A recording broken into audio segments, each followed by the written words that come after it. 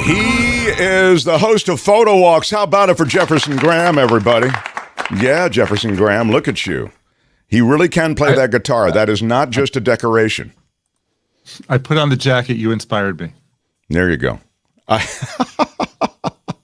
So you got back from Paris, and you shot a bunch of stuff with your iPhone, right? In Paris. You actually have a whole, you went through kind of what you did, but review for everybody. It's not just one iPhone. You bring with you a handful of things that are pretty accessible. Most of us could probably travel with a similar rig.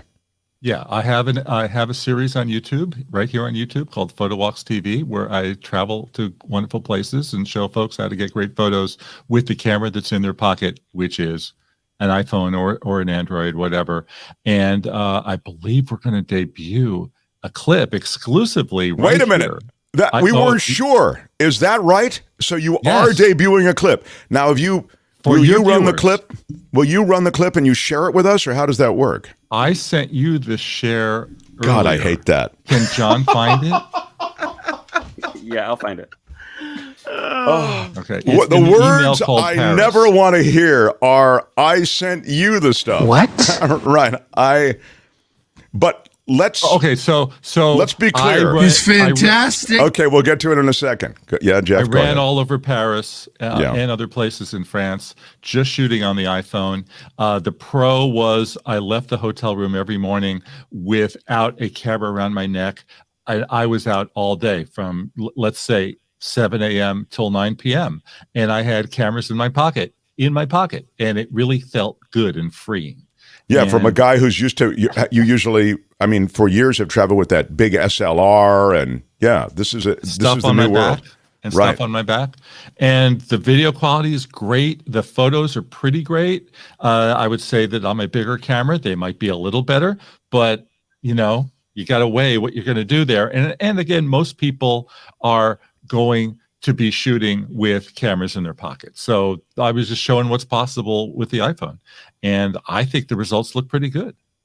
Wow. So John, you'll let me know when you have it. Do you, when we actually have the video? Okay. So I can search while we're live if you like. We can debut it. Well, John, will you get it, or should Jeff look for it also? Yeah, I just have a lot of email, so it takes a while to find things. I have a photography question, if I may. Yes, please. I noticed that when I'm trying to take a picture with my iPhone of, say, a sunset or a sunrise or some I know where this is going. Yep. It never looks like it looks. You know what I mean? Most of the time you take a picture and it looks like, oh, that looks like exactly what I saw with my eyes. But I can never capture kind of the grandeur of what the vista is showing on a phone. Okay. Well, first of all, the picture behind me. Yeah. Oh, that's beautiful. Is a sunset shot on an iPhone 8. Wow. Okay. Wow. I need to update my library for maybe for next time. We'll have a new photo up there. Why don't you have a digital frame up there? It just seems so Jefferson Graham to have a digital frame. No? It would have to be a TV. Yeah, that's right. It would have to be a monitor. It would have to be a TV. Yeah.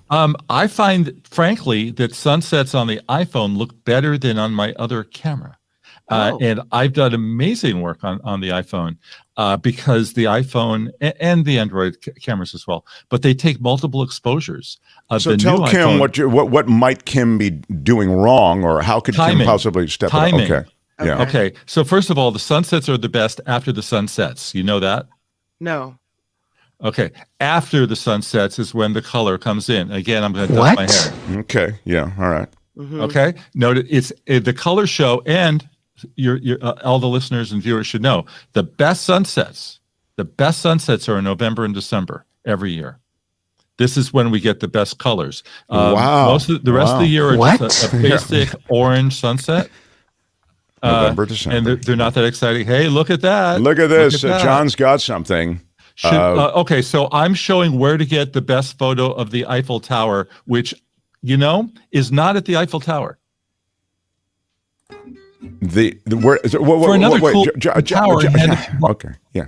John, let him. Hang on a second. How are we going to do this? Are you going to narrate it, Jefferson? No, and we I'm just not run gonna say it, anything. or do you No, want him to just stop? play it. Do you want him to Just start? play and it, and I'll stop? let you Just know play when it, to Johnny. stop. Thank you very Cross much. over Go and ahead. Thank climb you. to the top of the Arc de Triomphe, which, fair warning, is quite a few steps up. But trust me, it's worth the effort. Arc de Triomphe is fantastic. It's a beautiful point to take a beautiful picture. They have a fence to keep you in, but you can stick your camera lens right through it. I got away with shooting on a tripod, which enabled me to film a time lapse of the city at night.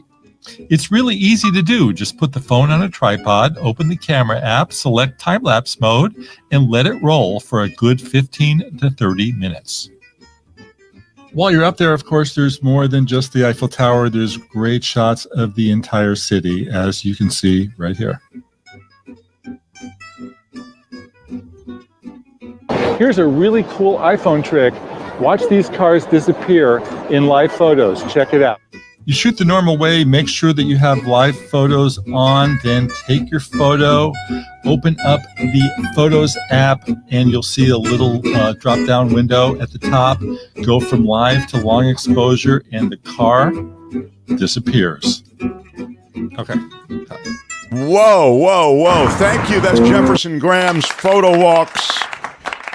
Photo Walks TV is on YouTube. It's debuting that entire thing. That was a little trailer. It's part of a much of the whole show, which cool. debuts today or tomorrow? Today. It's today, exclusively to the Mark Thompson viewers. Thank you. Nice. Photo Walks TV, everybody. So, but let me just ask you about that last thing you did. Yeah. So you shoot the scene without anything there, and then you shoot.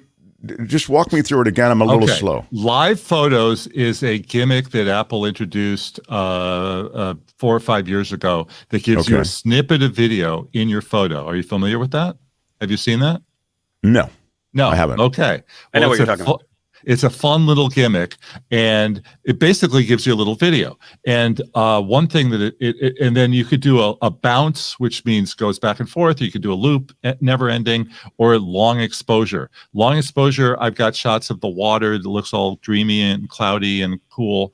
But you could also make cars disappear of the Champs-Élysées by basically taking a regular picture and then putting on long exposure, and the car disappears, as I showed you. Now, it's hit and miss, and sometimes it works, sometimes it doesn't, but that's the beauty of digital, is just take a bunch of photos and see what happens.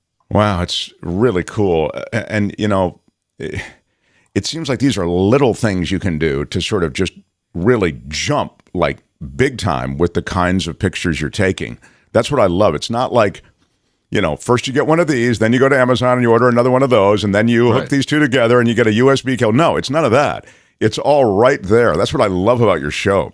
So yeah, Jefferson, and you know, the great Graham. thing about the iPhone is that, you know, the camera's so wonderful. The bad news is that they put so much stuff in it that most people don't know what any of it is. I mean, Live is 5 years old. You weren't familiar with it. I didn't know. Yeah, I don't know. Right. So I do everything when I'm up there. I do photos at every lens. I do wide, medium, and close up. I do time lapse. I do slow mo. I do live photos. I do it all because why not? Yeah. It's so funny to have come through the world of film, right? When I was growing up, you had to watch how many pictures you took. You only had 36 on a thing, and then you pull it out, and then you put 36 more in there. Now with the digital, you can do what you're talking about, which is just pop, pop, pop, pop, pop, pop, pop, pop. I'm going to adjust it. Pop, pop, pop, pop, pop, pop. 5,000 images I shot in Paris. Wow. Because I could. Right. Yeah. I mean, someone who's a professional like yourself probably could, you know, you probably did shoot a ton prior, but still now all of us can shoot a ton because it costs nothing.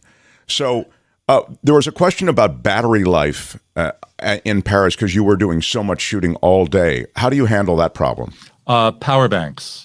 A power bank is a little thing that you can buy on Amazon for $20 to $30 and give you an extra 8 hours or longer of battery, and you had to have it. I don't have one on my desk, but people look up Anker, ANKER, power bank, and you know, you can't leave home without them because, like, first of all, you know, we all know how the battery goes away when we use our phones. When you're shooting all morning, it really goes away. So you're pretty much by 11 or 12, you're you're toast. But with the power bank, you're good for the rest of the day. And so the Yeah. power bank you charge up before you leave the room, USB, and then you have to have your traditional lightning cable, USB lightning cable to plug into the phone. Mary's saying you should have a half-hour iPhone photography class, and that's really what PhotowalksTV is. I mean, he walks you through. What you're getting here now is a sliver of what you get on PhotowalksTV. So if you like this, you should definitely check it out and subscribe, because Jeff's got all this stuff, and then he expands on all of it and walks you through it, and you can actually see how it's done. So the actual trip to Paris, you were there for, I feel like you were there for a couple of weeks. Yeah, 2 weeks. Yeah. Right. So that's a ton of pictures to wade through. But that's, I guess, just a fun exercise to go through. I wouldn't call it fun. Oh, really? It was tough. Yeah. Here's how it goes. Okay. It starts off with, boy, these pictures are awful. I wish I had done a better job. Right. And then as you start deleting, they get better and better and better. So you're from 5,000 down to 3,000 down to 200. I think I had it down to 300. And then it's pretty good. I have a webpage up on my website, jeffersongraham.net. People could check out my Paris gallery. I've got 50 of them up there. And I think now it looks pretty good. Yeah. Well, I mean, all your stuff looks really good. I want to, But Mark, the secret is editing. The secret is editing. I mean, you just want to see the best pictures first, not all the junk. And you're going to shoot junk. That's just the way it is. Go back to Kim's question, because I thought it was a good one, because we all just are transfixed by these sunsets, and we just want to somehow keep transfixed is a ding word, by the way. The idea that somehow you're seeing the sunset, but you can't bring it to life in your picture the way you're seeing it. I mean, that of course stands to reason, but you'd like some facsimile of it. Facsimile is a ding word. Well, first of all, shoot wide. Shoot on the widest lens generally is you want to see the expanse of everything, right? So with most smartphones, we have 2 or 3 lenses, ultra wide, wide, and telephoto. Don't shoot a sunset at telephoto. It doesn't look very good. Most sunsets are done wide. So shoot wide and be willing to stand there for a while.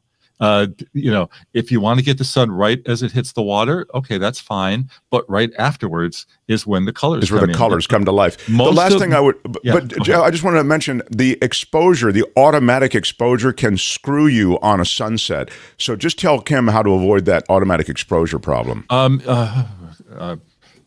How do we do it? You hold your finger on it. You hold your finger over it. You hold your finger and bring it down. That definitely helps. It's really helpful. Yeah. I was shooting, because I just came back from San Diego on the next trip, and I was shooting sunrises. And when I got there, they were too bright. The iPhone was saying it was bright when it really wasn't, because they were doing all the computational stuff. So I brought it down by 2 stops, and that really helped. Yeah, computational is a ding word. I'm really excited for this. I can't wait to see the full show. It's at PhotowalksTV.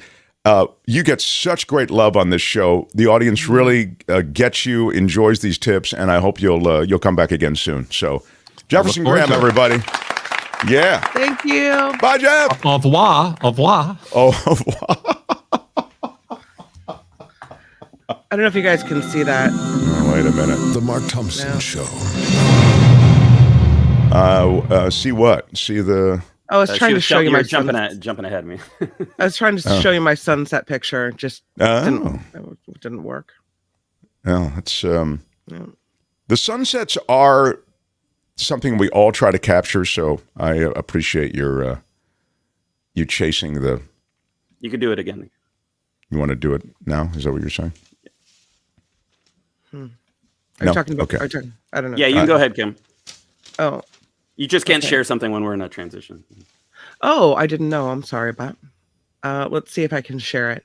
I mean, it's not very important. I don't know if you guys can see it now. Oh yeah, that's nice actually. Well, it's like just I guess it's a little blown out though. Yeah, it's a little blown out. And it's nothing. You could like probably what it fix that like. In post, maybe. I don't know. I guess what Jefferson is saying was shot too early. Oh, shot too early. Okay. Bring Jeff back. Can I bring Jeff back? Yes. And it's Jeff, like it's just this flaming ball of blood. But he's right. You know, maybe if I'd taken it when the sun went down. Jeff, tell Kim how she could have improved this, please, quickly. Just 2 minutes later. Right now, the sun is blowing everything out, and had it come down just a little bit, 5 minutes later, it would be more impressive. It's a beautiful setting and a really nice shot. And yes, you could fix it in post as well. But just another 2 to 5 minutes would have greatly improved. I would say this, Jeff, and I'm just an amateur, but as an amateur, I like her composition with the... Yeah, composition's great. Yeah, really. So she did a really good job. Like the elements are there for a really great picture. It just is that it's a little too early. So there's a software. Let me just plug my favorite free app. It's called Lightroom Mobile, Adobe Lightroom Mobile.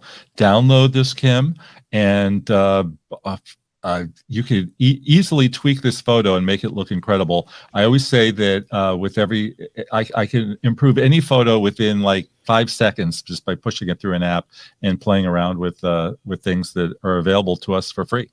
Oh, cool. Yeah. Thank you. Yeah. Jefferson Graham, everybody. Yeah.